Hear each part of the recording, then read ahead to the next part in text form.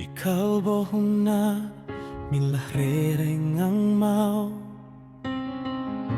Ikalbohuna milangay tuave angin Kamu mga chuan gahmutin che Masayaw silo Tong kami na saifya pagbakin Kangay che Katilungayan kalong at rengang che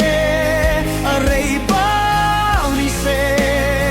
Ala bao ni se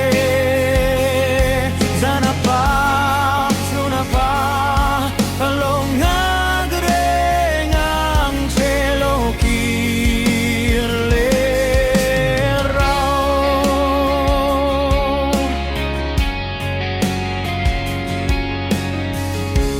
Kawat laluruak le Pindan reta ka Nang nenakan hun Manggamin liat chuati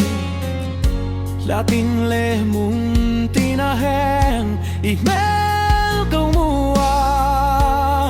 Itat na kapheti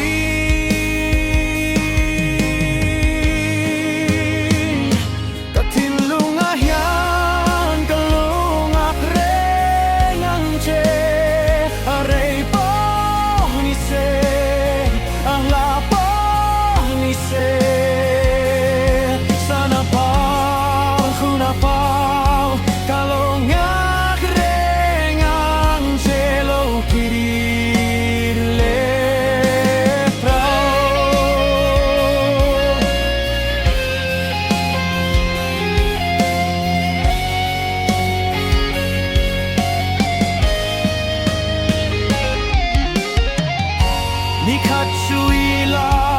hetiam bemana Ilaka kumangay na hiatum ngay dolo tihi Juni at lenhasang kang limam rengang